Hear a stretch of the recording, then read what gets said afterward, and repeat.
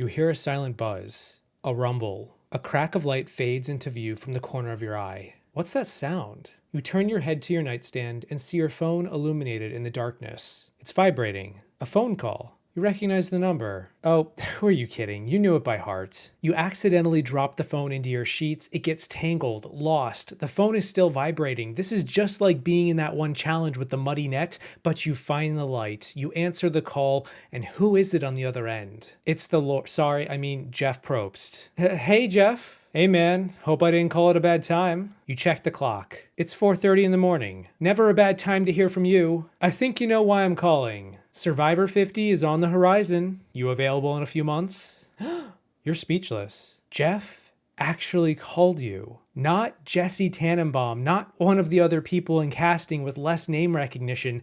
Jeff Probst. He wants you on the next All-Star Survivor season. Jeff, you stutter. This is all I've ever wanted. Well, pack your bags. You're on the cast. You let out a faint gasp. A tear rolls down your cheek. You look to the ceiling. Thank you, Jeff. I won't disappoint you. This time, I will win 1,000,000 hearts. Internet, Survivor 50 has been declared as the next All-Star season. It's pretty much the longest run without returnees since the first era of the show 25 years ago. Bruce was kind of a do-over, and phone calls are going to be made really soon for these casting slots to get filled. Jeff has said that he wants the fans involved in some way. He wants this season to be a celebration of the show of some kind. And while I have no idea what that's supposed to mean, I do have a list of players I would love for Jeff to consider calling in the event that he is watching YouTube videos and even knows of my channel in the first place. Jeff, give me a sign. Now, I've created a handful of mock Survivor seasons over the years, from Heroes vs. Villains 2 to Second Chance 2 to that speculated First Boots versus Runner-Ups idea. I pitched a Rivals season, a Battle for the New Era, and even Legends. The biggest names from every era of the show. For me, Season 50 feels like a combination and compilation of a lot of these dissections of casts that I've put together. I don't just want to repeat myself, but given the timing and what I think this season could turn into,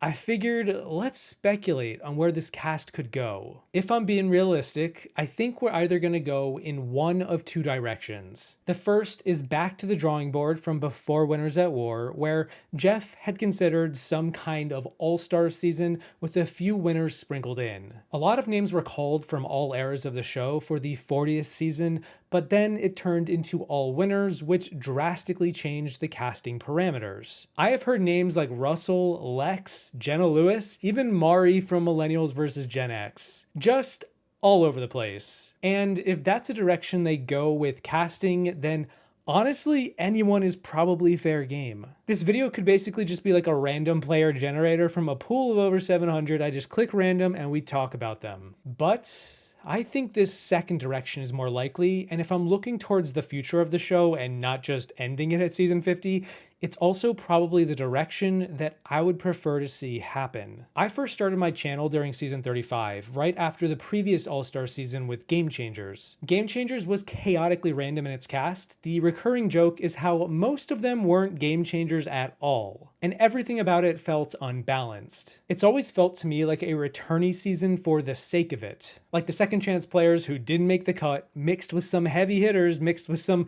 absolute left field picks that weren't on anyone's radar for good reason because they weren't fan favorites. Keep them out in left field. I think a better direction for season 50 is to focus on seasons starting around this time in the show's history and cast players from these seasons going up to present day. Winners at War was an anomaly and only a few players were eligible, and when we're getting closer to season 60 and beyond, I think that it would be an absolute shame for Survivor if we didn't make space for the post-Game Changers era to get another shot at creating a legacy. Legends are made on repeat appearances, and there are some heavy hitters in the 30s that need to return, that I have been asking to see return for about 7 years now. I also think bringing back players in the 40s is a good idea too. It helps establish strong names and characters going into the 50s and beyond for future players to remark upon, remember, and draw inspiration from. Don't get me wrong, I love Tony and Sandra and Boston Rob and Parvati, the Mount Rushmore of the show,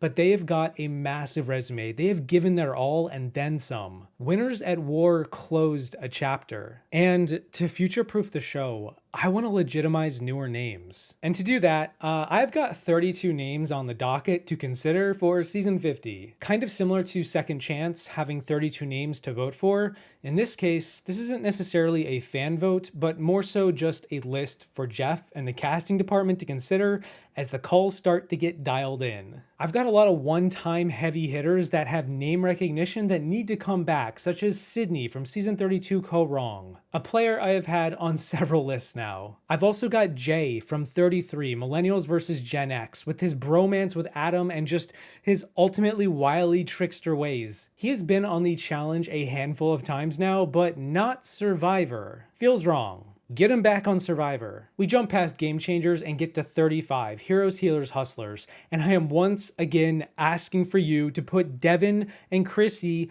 back on my screen. Devin is a robbed god who really probably should have won the season. Chrissy is a villain-coded mom that would tear a new season apart. From season 36 Ghost Island, I've got Dom, the closest a player has ever been to winning Survivor, a tiebreaker final vote. He lost because a juror looked back and he wasn't giving her eye contact. And then we've got season 37, David versus Goliath, which almost feels like an all-star season in and of itself. I've got a handful of players here. Gabby and Christian, of course, as well as Davey, the guy who took down the mayor of Slamtown, and then Angelina, who didn't climb a 50-foot ladder for nothing. Jeff, make it count. From season 38, Edge of Extinction, I am putting up Victoria, Lauren, and Rick Devens. I want all three back, or at least considered. Victoria is Courtney Yates energy, Lauren has a lot of potential, and Rick Devens speaks for himself. I mean, heck, he was already on Jeff's podcast. And then from season 39, Island of the Idols, something I think a lot of people probably didn't expect me to be saying, I want to at least consider both Elaine, a country bumpkin fan favorite, and Janet, the mother of all mothers. I think they are both worthy candidates to get a call and would bring something unique to a season. And just like that, we have now caught up to Winners at War, and we're entering the new era, the modern era, with 7 seasons as of this video to consider. And because this video is being made when it's being made, I realize that season 48 and 49 will also get a chance to shine too, but I obviously can't comment on them right now, given I've yet to see who these people are. Feel free to insert the best of their casts into this group whenever those seasons wrap up. From season 41, I have got 2 names, and just 2 names. Shan and Ricard. Because, I mean, look, we can handle villains, right? We're not going to lose our mind over this. Simply put, these 2 stole the season. Although, then again, Jeff did say that he's not interested in scores being settled for season 50, but them's the breaks, Jeffrey. From season 42, I have Omer, obviously, as well as Marianne and the giant Jonathan. Jonathan is like the physical portion of the show personified. He's like the new era James, and Marianne has more personality in her pinky toe than several casts from the 20s. I think season 43 is a pretty basic call. Just give me like Cody and Jesse. Let's see if Cody can betray Jesse at the final 6 this time. From season 44, I'm going to be taking Carolyn and Jam Jam, because Carolyn feels like one of the safest bets for who's going to get a call. I mean, heck, she was already on the Traders. And Jam Jam because I also think that he has a ton of personality and I love his confessionals. From 45, I've got a few big names. The golden boy Caleb, because he needs a second shot to go off and I want to see it happen. I want financial analyst Emily flipping back too, because underdogs are fun to root for and she's really cool. Emily, come on, at least pick up the phone. I swear it'll be worth it. And lastly, D for perhaps being the strongest winner of the new era, for being slightly villainous, love to see it, and kind of like Devins because she was already a co-host of Jeff's podcast. Would be kind of rude not to call her back, right, Jeff? From season 46, I've got the new era's Abby Maria. It's Venus. I personally like Venus a lot. I also liked Abby a lot. I like messy players who speak their mind and stick out from the rest. Lover or hater, you're going to be thinking about her. Likewise, it would be a big mistake if Q wasn't brought back. Q skirt and all, lock him in. He's gotta be a guarantee. And finally from 46, I've been waffling between 2 names, but I think I gotta go with Charlie. Because if nothing else, for the Maria of it all. And then from Survivor 47, the most recent season as of this video, we have 3 people coming back. First up, we just saw her leave, but she's gonna be back before you know it. It's Genevieve. With a cheeky smile, the likes of which we haven't seen since Parvati Shallow, Jen was crafty and cold-blooded and a force to be reckoned with. She learned to feel something on Survivor. And right next to her is her late-game, newly minted bestie rival, it's Rachel. Because she is a recent, strong player, she's another triple threat who is cool, calm, and collected. And she's probably going to stick out for that in this Season 50 cast, and we need that. Now finally, the final name on the docket, after all of these potential future legends, we are bringing back the one and only Andy. Love him or loathe him, Andy is such a unique, multi-dimensional player who had the wildest journey through the season. From the very bottom to the middle to the top, Viva Italia, Operation Italy stamped him through,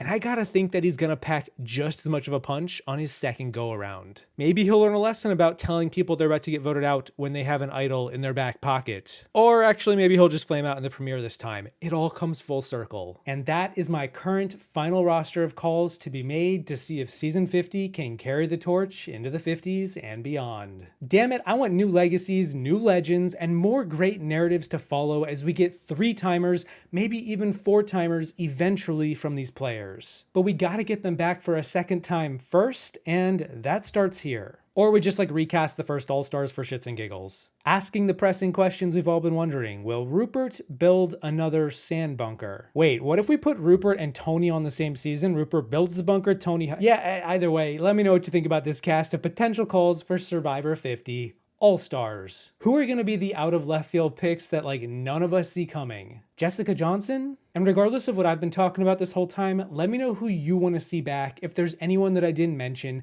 if you would rather they just go way deeper than the past, 20 seasons and start pulling from as early as Borneo. Look, I hate to be the bearer of bad news, but I don't think Colleen Haskell is coming back, guys. Keep hope alive. A big thank you to my patrons for all your support for another entire year of my channel. I've been making videos for over 7 years now, and my life is just rushing by. Well, if nothing else, at least we've always had Survivor to use as bookmarks for each new chapter. Thank you all for watching. I hope you enjoyed the video. Don't forget to keep posting those fantasy cast lists on your way out, and I will see you in the next one once Colleen Haskell and Greg Buis actually do return, and holy crap, I've been bamboozled. My question is for Colleen and Greg.